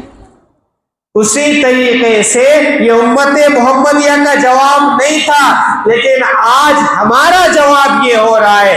اب ہماری یہ ذمہ داری ہے، یہاں جتنے لوگ اگر بیٹھے یہ طے کر لیں کہ ہم ایک لاہے عمل بنا کر اس لائن سے کام کریں گے تو بھائیوں یقین جانیے چند مہینوں کے اندر میں ہمارے شہر کے اندر میں انقلاب آ سکتا ہے. لیکن یہ چیز نہیں ہوتی. کیوں؟ ہر آدمی یہ کہتا ہے اپنے کو کیا کرنے، لیکن یہ پتا ہونا چاہیے کہ گھاس کے چھپر میں رہنے والوں، آگے مقدر آپ کا ہے، اس کے آگے تیز دھواں ہے، آگے مقدر آپ کا ہے. اس کے قتل پہ میں بھی چپ تھا, میرے قتل پہ وہ بھی چپ ہے, لیکن اس کا نمبر اب آیا, اگلا نمبر آپ کا ہے. اس لیے بیدار ہو جائیں, یہ نہ سمجھیں کہ میں دیندار ہوں, میری اولاد دیندار ہے. جب یہ آگ لگے گی سود کی, جب یہ آگ لگے گی یہ جوئے کی, شراب کی, ماحول خراب ہوگا, اور ماحول خراب ہو کر کے دینداروں کے گھروں میں بھی داخل ہو جائے گا, اور وہ حال ہوگا جو اندلس کے اندر میں مسلمانوں کا. باطل ایک سازش کے تحت بچت گٹ کی اسکیمیں کہاں دو, مسلمانوں کے محلوں میں دو. مسلمانوں کے عورتوں کو میٹنگ میں کہاں بلاؤ, 100 200 کلومیٹر دور بلاؤ, اور ان کو پیسوں کا لالچ دو, لالچ دے کر کے گھر سے باہر نکالو, اور گھر سے باہر نکال کر کے کیا حال ہو. لو جہاد کے بجائے بھگوا جہاد, بھگوا ٹریپ کو ہم جا کر کے دیکھیں تو پتا چلتا ہے کہ روزانہ کئی لڑکیاں بھگوا لو ٹریپ کا شکار ہو رہی ہیں, اور اس کے اندر میں یہ چیزیں, ٹیوشن کلاسز, اس کے اندر میں بچت گٹ ان کا کلیدی رول رہا.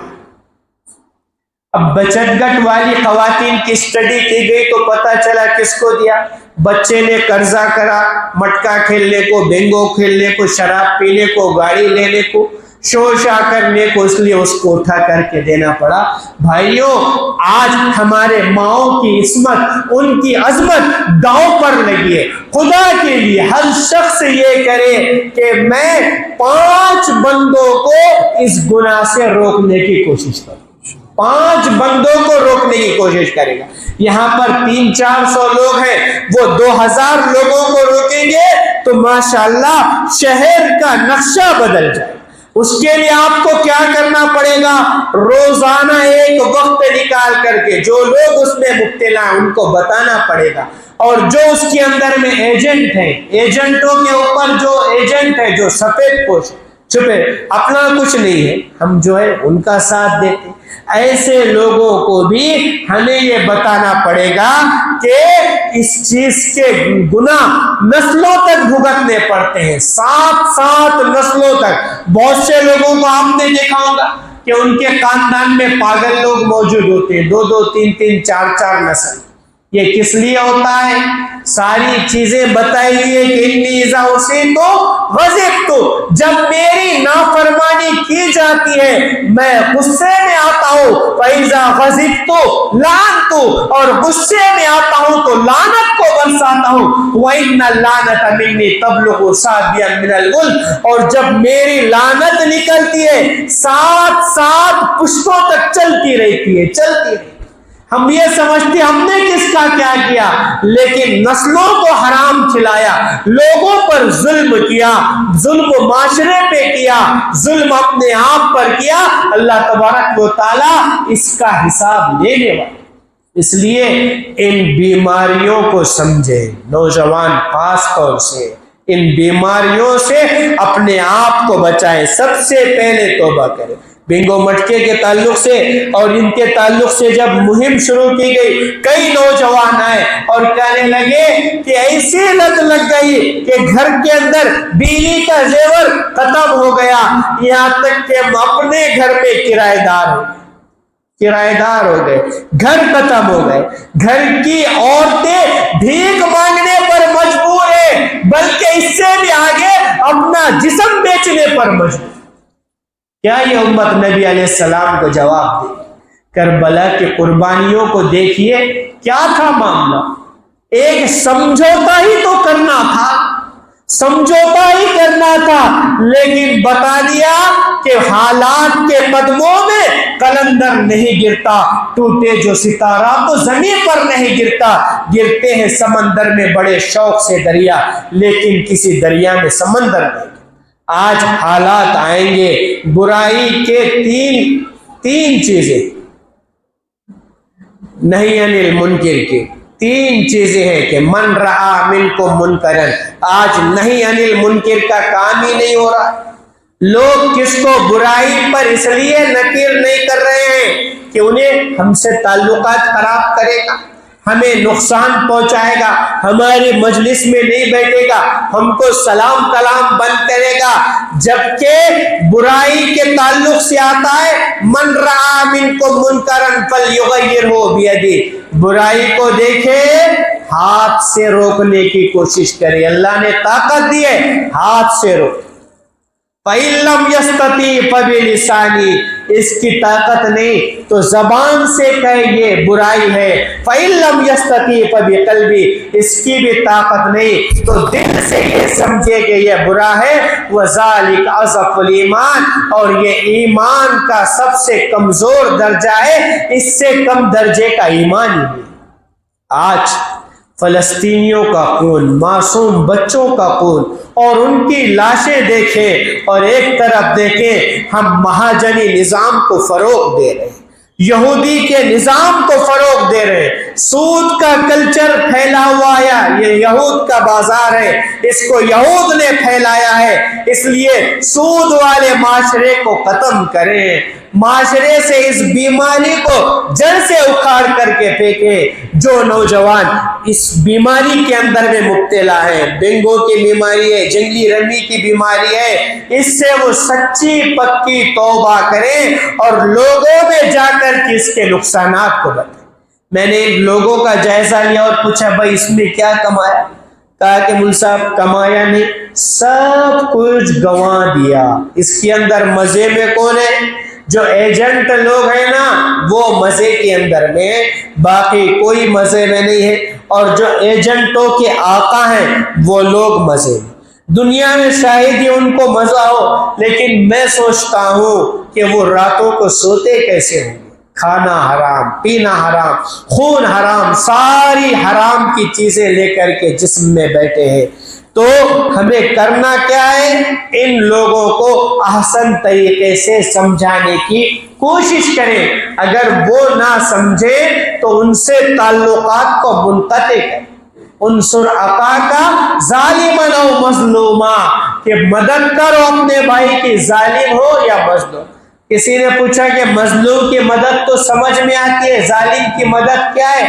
کہا ظالم کی مدد یہ ہے کہ اس کو ظلم سے روکا جائے تاکہ وہ آخرت کے اندر میں برباد نہ ہو اور اس کی دنیا و آخرت تباہ نہ ہو۔ سود ایک ایسا گناہ ہے بھائیوں، بڑا خطرناک گناہ ہے، اس گناہ کی بڑی لعنت۔ خنزیر، مردار کھانا اور یہ کھانا، یہ دونوں برابر ہے۔ خنزیر سے تو ہم لوگوں کو گھن آتی، آپ سے کہا جائے بھئی یہ خنزیر پیش کیا جا رہا ہے لیکن گھن آئے گی، کیوں؟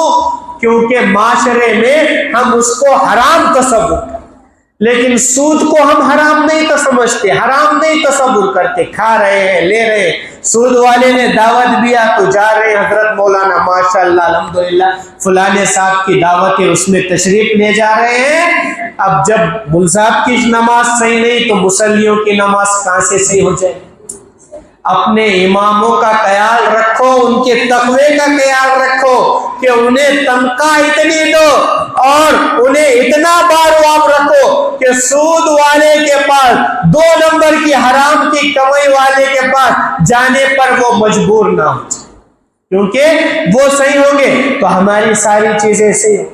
ایک بزرگ ہیں حضرت حبیب اجمی رحمۃ اللہ علیہ، میں کنکلوڈ کر رہا ہوں، بات کے اختتام پر آ رہا ہوں، آخری واقعہ بیان کر رہا ہوں۔ حضرت حبیب اجمی رحمۃ اللہ، یہ حبیب اجمی رحمۃ اللہ علیہ سود خور تھے، اور یہ واقعہ تذکرۃ الاولیاء میں حضرت فرید الدین عطار رحمۃ اللہ علیہ نے بڑی تفصیل سے لکھا ہے، وہاں پر پڑھ لیں۔ ان واقعات کے پڑھنے سے کیا ہوگا؟ آج کرکٹر کی ہسٹری ہم کو پتا، آجی ماجی بھاوی سب کے پتا، کون بننے والا بھی رنجی کھیل رہا، اس میں جائیں گا اس میں جائیں گا، لیکن ہمارے اللہ والوں کی تاریخ ہمیں پتا ہی نہیں ہے، ہمیں اللہ والوں کا اتہاس ہمیں پتا ہی نہیں ہے۔ یہ پتا کریں گے تو ان کے جیسا بننے کی کوشش کریں گے۔ اب ایک لڑکا ہے، وہ جم جاتا ٹریننگ کرنے کے لیے، وہ دیکھتا ہے اس کے اندر میں بڑے بڑے بائی شیپ، بڑے بڑے ٹرائی شیپ، بڑے میں فوٹوز، تو بہت زیادہ جو بڑے ہوتے ہیں تو تصور میں بھی نہیں لاتا، ایسا نہیں بن سکتے، تو وہ کیا کرتا؟ چھوٹے چھوٹوں کو فالو کرنا شروع کرتا ہے۔ اب انبیاء علیہ السلام کے واقعات، صحابہ کے واقعات ہمارے سامنے ہے۔ کوئی نبی جو ہوتا ہے، جو صحابی ہوتا ہے، وہ نبی کے برابر نہیں ہو سکتا، اور کوئی ولی صحابی کے برابر نہیں ہو سکتا، لیکن ان کا بھی ایک مقام ہے، اور اہل سنت الجماعت کا یہ عقیدہ ہے، کرامات الاولیاء حق، اولیاء اللہ کی کرامات برحق۔ اب اہل سنت الجماعت کسے کہا جاتا ہے؟ ایک بات یہ بھی ذہن میں رکھیں، اختلافات کو ختم کریں۔ جب کامن منیمم پروگرام کے تحت، کمان کس کو کہتے ہیں، منیمم میکسیمم جس کو کہتے ہیں، منیمم میکسیمم پروگرام کے تحت ایسی پارٹیاں ایک جگہ آ سکتی ہیں جن کی وچار دھارا بالکل الگ ہے، تو کیا دینی تنظیمیں نہیں آ سکتی؟ اہل سنت الجماعت کس کو کہتے ہیں؟ ایک ہوتا ہے عقیدے کا اندر میں اختلاف، عقیدے کے اندر میں جس کے اختلاف ہوتا ہے مذاہب بنتے ہیں، پھر جو اس کے ضمنی مسائل ہیں ان کے اندر بھی اختلاف، جیسے شیعوں کا اور ہمارا اختلاف ہے، شیعوں کے اندر میں ایک عقیدہ امامت کا، جیسے ہمارے پاس توحید، رسالت، آخرت، ان کے پاس امامت کا ایک عقیدہ ہے، تو وہ شیعہ اہل سنت الجماعت سے خارج ہو گئے۔ اب اہل سنت الجماعت میں کون کون سے لوگ آتے ہیں؟ اہل سنت الجماعت کے اندر میں اہل حدیث آ گئے، جماعت اسلامی والے آ گئے، دیوبندی آ گئے، ان کے ضمن تبلیغی آ گئے، اور بریلوی آ گئے، ان کے ضمن اس کی جتنی شاخیں وہ چیزیں آ گئیں۔ یہ اہل سنت الجماعت ہے، اور ان کی جو لکھی ہوئی کتابیں ہیں، یہ جو کتابیں میں کہہ رہا ہوں یہ اختلاف سے پہلے کی ہے۔ ایک علم العقائد ہوتا ہے، اس کی کتابوں میں لکھا ہے کہ یہ جو ہے اہل سنت الجماعت کا عقیدہ ہے کرامت الاولیاء حق، جیسے ہم مسلک کے اعتبار سے حنفی ہیں، اسی طریقے سے عقیدے کے اعتبار سے بھی ماتریدی اور اشعری دو قسم کے جو ہے ائمہ کے نام مشہور ہیں، تو اس کی بھی تفصیل ہمیں معلوم ہونا چاہیے۔ تو اس کا یہ عقیدہ ہے کرامت الاولیاء حق۔ تو حبیب اجمی رحمت اللہ علیہ یہ سود خور تھے، سود خوری کا کاروبار، اور سود ایسا وصول کرتے تھے کہ اگر اس کے پاس کچھ نہیں ہوگا تو اس کے گھر میں جو کھانا پک رہا ہوتا وہ لے کر کے جاتے کہ یہ آج کا سود ہے، کہ آج کی روزی روٹی تو پکی ہو گئی۔ جیسے آج بھی ہمارے بہت سارے شوکار کہ چل بابا، ایک زمانہ تھا نائگرا کے اندر میں کھیل آپ کو 200 300 کلومیٹر کا خرچ کر کے اس کا بکنا نکل جا رہا سامنے آنے کا، آئے تک تو پیسے آدھے ہو جا رہے اور وہ بیاج دے دے کر کے پریشان۔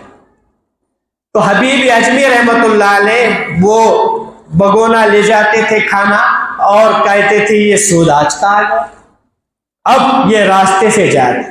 ایک بات ذہن میں رکھے، 2 نمبری جو ہوگا حرام کی کمائی کرنے والا، دل سے کوئی اس کی عزت نہیں کرتا، زبردستی تراس سے بچنے کے واسطے لوگ زبردستی ہاتھ اٹھا کر کے سلام کرتے، ورنہ دل سے اندر سے آہ نکلتی ہے، اور دل سے جو آہ نکلتی ہے وہ اثر رکھتی ہے، پر نہیں طاقت پرواز مگر رکھتی ہے، خود سے الاصل ہے رفعت پہ نظر رکھتی ہے، تاج سے اڑتی ہے گردوں پہ گزر۔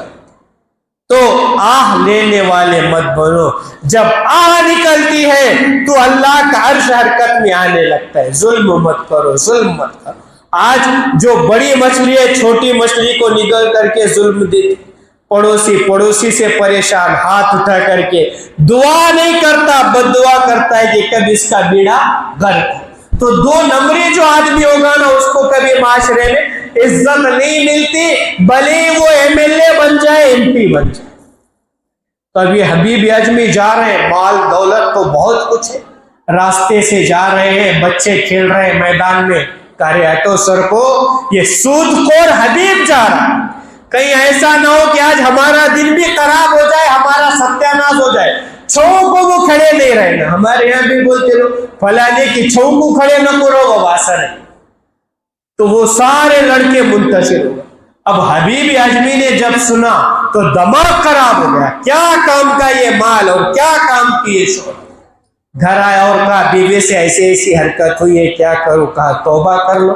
ان لوگوں کے گھر والے بھی ان سے عاجز آئے ہوئے رہتے، لیکن کیا کرے، مرتا کیا نہ کرتا، کہاں جائے۔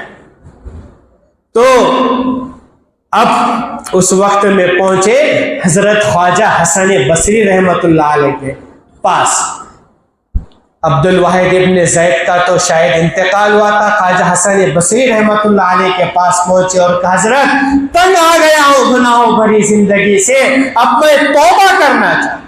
توبہ کر لی، سود کو چھوڑ دیا، لوگوں کو معاف کر دیا، ایک عرصہ گزرا، اب راستے سے چل رہے، وہی شہر، وہی گلیاں، وہی لوگ، وہی بچے۔ اب جب راستے سے چل رہے ہیں تو کسی کہنے والے نے کہا ارے اپنے کام بند کر دو، با ادب کھڑے ہو جاؤ، حضرت حبیب عجمی تشریف لا کہ ان کے آنے کی وجہ سے، ان کے وجود سے ہم برکت کو حاصل کریں۔ دل میں بڑی خوشی ہوئی۔ ایک ایمان کا نور ہوتا ہے اور ایک گناہوں کی نوست ہوتی ہے، بہت بڑا فرق ہوتا ہے اس کے اندر۔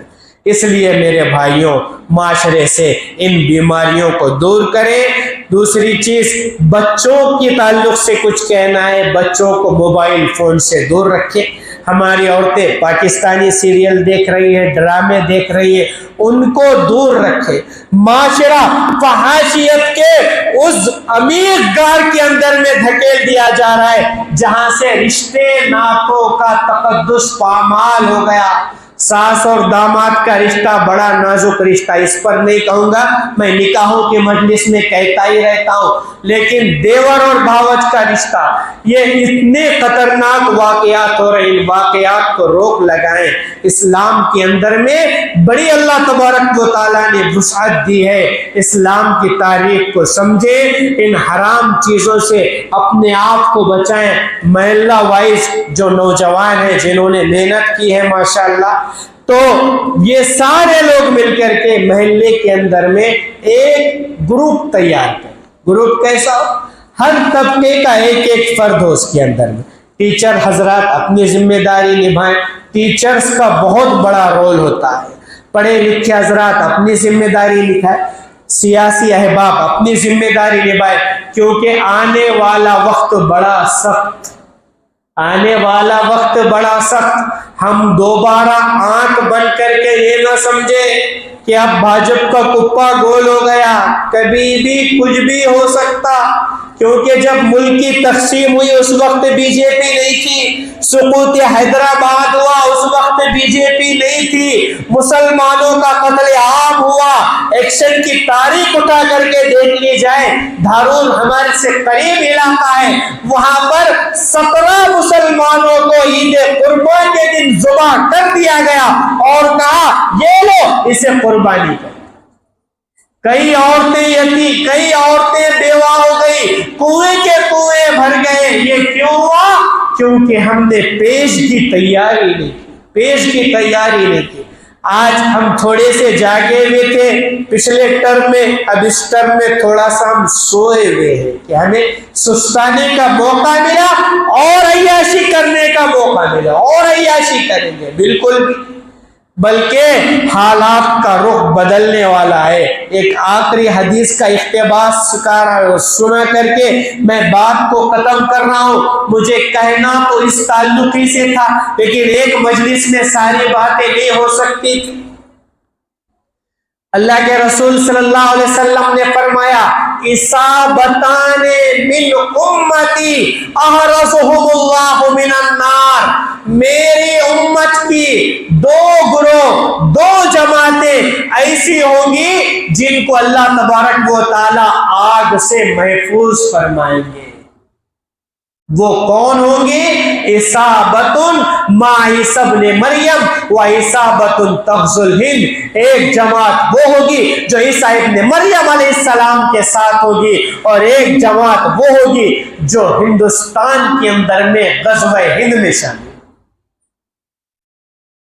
اب اس کے اندر میں مفسرین مورخین بڑی تفصیلی بحث کرتے ہیں، تفصیلی بحث میں نہیں کروں گا، میں چیدہ چیزیں جو حالات سے متعلق ہے وہ کہوں گا کہ حدیث کے اندر میں یہ کہ عیسیٰ ابن مریم اتریں گے تو کیسے اتریں گے؟ دمشق کی جامع مسجد کے اندر میں اتریں گے آسمان سے، اور جب مسجد میں اتریں گے تو سیڑھیوں سے اتریں گے۔ اب آپ یہ سمجھ رہے ہیں بشار الاسد کا ظلم ہونا، شام کے علاقے کا قالی ہونا، یہ کیوں ہو رہا ہے؟ یہ اللہ تبارک و تعالیٰ کا ایک بنایا ہوا نظام ہے، سسٹم ہے، وہاں پر بڑا انقلاب آنے والا ہے، اور انقلاب کے لیے پیش بندی تیاری پوری دنیا کے مسلمانوں کو کرنی ہے، پوری دنیا کے مسلمانوں کو کرنی ہے۔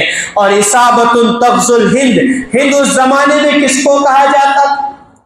افغانستان کا کچھ علاقہ، ہرات کا کچھ علاقہ اور خراسان کا کچھ علاقہ، اس علاقے کو ہند کہا جاتا ہے۔ اور شاعر مشرق نے اس کی طرف ایک لطیف سا اشارہ کیا ہے کہ میرے عرب کو آئے ٹھنڈی ہوا جہاں سے، میرا وطن وہی ہے، میرا وطن وہی ہے۔ تو یہ جو واقعات ہیں، تین چیزیں ہیں، ظہور مہدی، نزول عیسیٰ، خروج دجال۔ انشاءاللہ کسی موقع پر ہم اس تعلق سے بات کریں گے۔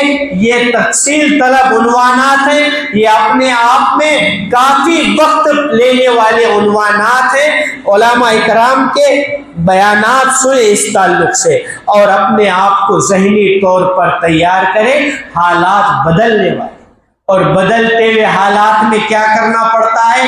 سب سے پہلے زندہ دلی اپنے اندر میں پیدا کرنا پڑتا ہے، کیونکہ یہ دین ختم نہیں ہوگا، یہ امت ختم نہیں ہوگی۔ کچھ بات ہے کہ ہستی مٹتی نہیں ہماری، صدیوں رہا ہے دشمن دور زماں ہمارا، ایران و مصر و روما سب مٹ گئے جہاں سے، باقی مگر ہے اب تک نام و نشاں ہمارا۔ اے موج دجلہ تو بھی پہچانتی ہے ہم کو، اب تک ہے تیرا دریا افسانہ پاہ۔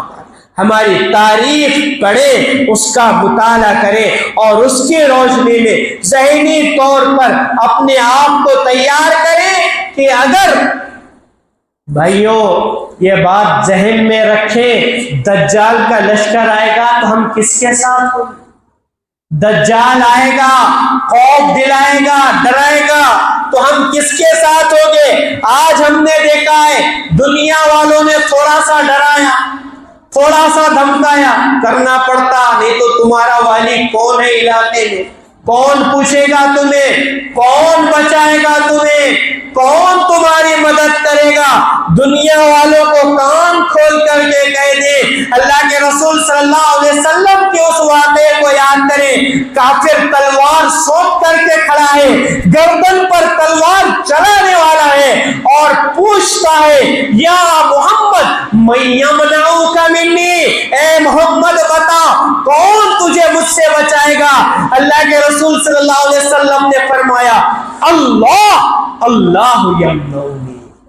جب یہ لفظ سنا تلوار گر گئی ہاتھوں سے، جناب رسول اللہ صلی اللہ علیہ وسلم نے تلوار اٹھائی اور کہا او کافر اب تو بتا من یمنعک منی، تجھ کو مجھ سے کون بچائے؟ اس لیے دنیا کا خوف دل سے نکالے۔ اب دنیا کا خوف کیوں آتا؟ ہم دن رات جس چیز کو سنتے ہیں اس کا خوف بڑھتا، فلانے صاحب کہاں دکھ رہے نیوز میں دکھ رہے، فلانے صاحب کہاں دکھ رہے بینر پہ دکھ رہے، فلانے صاحب کہاں دکھ رہے فیس بک پہ انوج، واٹس ایپ پہ انوج، سوشل میڈیا پہ انوج، ان کے جیسا میں بنوں گا، یہ سوچ کر کے صاحب کا ڈر، دنیا والوں کا ڈر، منتریوں کا ڈر، پی ایم کا ڈر، وزیر اعظم کا ڈر بیٹھ گیا دل۔ اگر ہم اللہ کو بولیں گے، اللہ کی وحدانیت کو بولیں گے، اللہ کے دین کی بات کریں گے تو کس کا ڈر بیٹھے گا؟ اللہ کا خوف دل میں بیٹھے گا، اللہ کا ڈر دل میں بیٹھے گا۔ بھائیوں مسلمانوں کے لیے دنیا قید خانہ ہے، قید خانے میں تو عمر جائے کیسے بھی نکل جائے گی، لیکن آخرت اصل ہے۔ اگر دجال کا لشکر آیا تو ہم کیا کریں گے اور ہم کن کی صفوں میں ہوں گے؟ اس لیے ابھی سے اپنے ایمان کو تازہ کریں، اپنے ایمان کو مضبوط کریں، محلے وائز گروپ بنائیں، टीचर्स हजरात, वकला हजरात, अगर नहीं है वकला हजरात महल्ले में कोई बात नहीं, यहाँ के समझदार लोग, अलग अलग तंजीमों के लोग, अलग अलग मकतब फिक्र के लोग, जब हम इलेक्शन में एक हो सकते, प्लाटिंग का कारोबार करने के लिए हम एक हो सकते, तो क्या हम दीन के काम के लिए कोई समझौता नहीं कर सकते? ये एक अजीब ट्रेंड हमारे अंदर में चल रहा है, पता नहीं हम किस चीज का प्रचार और प्रसार कर रहे हैं। इसलिए भाइयों सब मिल करके एक काम करें, अपनी अपनी मसाजिद में जो जो जमातों का हम काम कर रहे हैं करें, लेकिन हफ्ते में एक दिन इस काम के लिए निकालें कि हमारे महल्ले का सर्वे कर करके हमको नहीं अनिल मुनकिर का काम करना है, लोगों को बुराइयों से रोकना है, वरना जब लगेगी आग तो आएंगे घर कहीं जद में। यहाँ पर सिर्फ सामने वाले का मकान थोड़ी है, हमारा भी मकान, इसलिए जो है इसकी मेहनत करें। ये चंद बातें थी आप हजरात के गोशे गुजार की गई। अल्लाह तबारक व तआला यहाँ जमा करने वालों को भी कबूल फरमाए, बैठने वालों को कबूल फरमाए। इसको जहन में रखें क्योंकि माहौल बहुत ज़्यादा मुतासिर हो रहा है और दूसरी कौमें मुसलमानों का इस्तेहसाल कर रही हैं और हमारे सामने बहुत सारे मसाइल, इसलिए भाई इसको थोड़ा सा दिल पर लेकर के जो काम करने वाले हैं उनका साथ दें। काम करने वाले थोड़े होते, अल्लाह ने खुद कुरान में फरमाया फितियतुन, चंद नौजवान। दुआ करना है, इंशाअल्लाह ताला दुआ होगी और दुआ के बाद सारे ही हजरात के ताम का नज़्म किया गया है, खाने का नज़्म किया गया है। खाने के नज़्म के ताल्लुक़ से एक बात हज़रत मौलाना सज्जाद नौमानी साहब दामद बरकातुहुल आलिया ने बड़ी अच्छी बताई थी, वो बात भी पेश कर दूँ। हज़रत ने कहा कि पहले कुछ नॉन मुस्लिम मेरे प्रोग्राम में आया करते थे, बाम सेब के वामन मिश्राम के जो नुमाइंदे थे वो आया करते थे। कुछ दिनों से उन्होंने आना छोड़ दिया, तो हज़रत ने पूछा वामन मिश्राम साहब से कि आपके लोग हमारे प्रोग्रामों में नहीं आ रहे, उसकी क्या वजह? तो उन्होंने ये कहा कि हज़रत अगर आपके प्रोग्रामों में हमारे लोग आएंगे तो उनकी आदत बिगड़ जाएगी। का आदत बिगड़ जाएगी, आखिर उसकी क्या वजह है? का आपके पास जो खाने का ताम झाम और एहतमाम होता है वो यही खाना हमारे पास भी तलब करेंगे तो हम उनको कहाँ से दे पाएंगे? हमारे यहाँ तो ये होता है छोले खा लो और गुजार लो, कोई चीज मिली चने खा लो और गुजार लो। फिर हजरत ने वाकया लिखा कि लखनऊ में जब नॉन मुस्लिम लोगों के साथ कुछ सियासी प्लेटफॉर्म पर, समाजी प्लेटफॉर्म पर काम किया, तो वहां पर जब प्रचार के लिए जाना होता था तो मुसलमान लोग आते थे और कहते थे अभी हमारे नाश्ते का क्या नज़्म है, और वो जो गैर मुस्लिम लोग थे वो सुबह सुबह आकर कुंडी खटखटाते थे। कहा भाई इतने सुबह क्या है, नाश्ता कर ले फिर जाए। तो वो कहते थे हमारे पास छोले हैं, हमारे पास जो है चने हैं, हम इससे काम चला लेंगे, हमारे लिए मकसद अजीज है। तो वो कौम ही दुनिया में तरक्की करती है जिनके सामने मकसद ऊंचा होता है। इसलिए अहबाब का तकाजा था खाने का एहतमाम रखा जाए, आप हजरात भी नोश फरमा करके जाए, लेकिन कोशिश ये की जाए आइंदा से कि उम्मत को दस्तरखान पर जमा करने के बजाय इनकलाबी लाइन से जमा करने की कोशिश करें, तो इंशाअल्लाह ताला बात भी मौसर होगी। एक लंबी तादाद नहीं चाहिए, बहुत बड़ी तादाद नहीं चाहिए, बल्कि चंद लोग चाहिए, लेकिन काम के बंदे चाहिए, क्योंकि भीड़ जो होती है रेवड़ में कौन चलता है वो आपको मालूम है, और जो काम करने वाला होता है वो अकेला चलता है। अल्लाह तबारक व तआला आपके दावत को कबूल फरमाए, खाने वालों को भी कबूल फरमाए और खिलाने वालों को भी कबूल फरमाए, दिन दूनी रात चौगनी तरक्की नसीब फरमाए। इंशाअल्लाह ताला मुख्तसर दुआ होगी। اللهم صل على سيدنا محمد صلاة تنجينا بها من جميع الأهوال والآفات وتقضي لنا بها جميع الحاجات وتطهرنا من جميع السيئات وترفعنا بها عندك أعلى الدرجات وتبلغنا بها أقصى الغايات من جميع الخيرات في الحياة وبعد الممات إنك على كل شيء قدير. ربنا آتنا في الدنيا حسنة وفي الآخرة حسنة وقنا عذاب النار وقنا عذاب النار وقنا عذاب النار وادخلنا الجنة مع الأبرار يا عزيز يا غفار برحمتك نستغيث. اے الہ العالمین، اے بادشاہوں کے بادشاہ، اے رحم کرنے والوں کے رحم کرنے والے، اے گناہگاروں کے گناہ کو معاف کرنے والے، خطا کاروں اور سیاہ کاروں کو معاف کرنے والے رب، یہ لٹا پٹا قافلہ ہے، یہ پیارے نبی کی امت ہے، پیارے اللہ ہماری مغفرت فرما، دیار غیر میں ہمیں استقامت نصیب فرما، دین کے تعلق سے محنت کرنے کی ہمت، توفیق اور سعادت نصیب فرما. پیارے اللہ یہ جو ہمارے نوجوانوں کا یہ گروپ ایک مشن کو لے کر کے اٹھا ہے کہ ہم برائیوں کو اکھاڑ پھینکیں گے، معاشرے سے برائیوں کو دور کریں گے، قدم قدم پر ان کی رہنمائی فرما، ان کی مدد فرما. پیارے اللہ آج سارا جسم معطل ہو چکا ہے، سارے اعضاء بیمار ہو چکے ہیں. پیارے اللہ آج ہماری عورتوں کی اصلاح فرما، ہمارے نوجوانوں کی اصلاح فرما، ہمارے بوڑھوں کی اصلاح فرما. پیارے اللہ آج لوگ قرض سے بے حال ہیں، قرض کے اندر میں ہمارے بھائی پریشان ہیں، اپنا گھر بار چھوڑ کر کے مسافروں کی زندگی گزارنے پر مجبور ہیں.